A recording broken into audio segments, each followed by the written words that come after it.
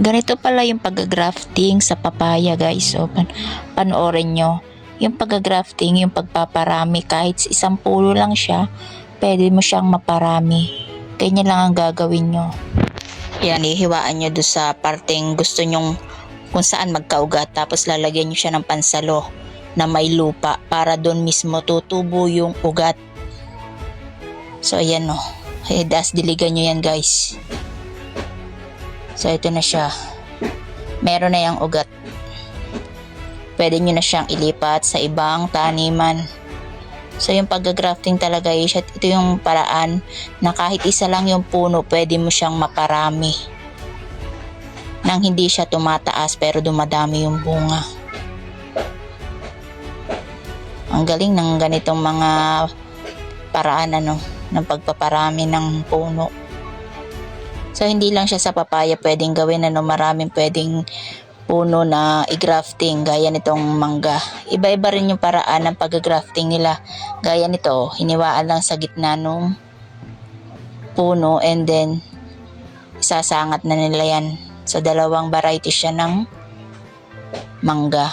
Tapos, lalagyan ng grafting tape para hindi humiwalay at lalagyan ng plastic para hindi siya mababad ng tubig sakali mang umulan. So, after 15 days, ganito na yung magiging hitsura niya. Ayan, pwede nyo nang tanggalin yung plastic dahil buhay na siya.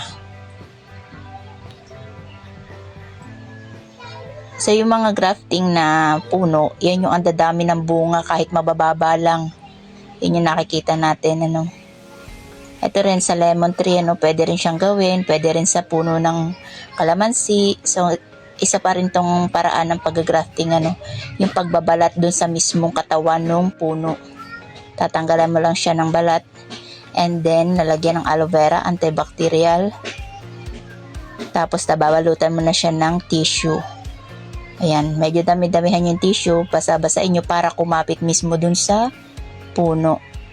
Siya yung magsisilbing parang lupa, para dyan tutubo yung ugat. Babalutan din siya ng plastic para hindi masobrahan sa tubig. Ayan, palibutan siya ng tape para hindi maalis. Ayan, antayin nyo lang mag 1 month and then tatanggalin nyo na yung plastic. Magiging ganito na yung hitsura niya. Ayan ang dami na niyang ugat. Pwede nyo siyang i-cut dun sa mismong may ugat para ilipat sa paso or kung saan nyo man gustong itanim siya. So, ayan na siya. Pwede rin guys to sa mga halaman na gulay. Ayan gaya nito, talong at saka kamatis, pinagsama niya. Ayan, balutan din ng tape or plastic. So, ayan na, magiging hitsura niya, talong at kamatis yung pinakadahon. Kaya kung gusto mo magtanim at maparami ito, subukan mo ang isa sa kanila. Ayan guys, so. See you lamang po at maraming salamat po sa panonood.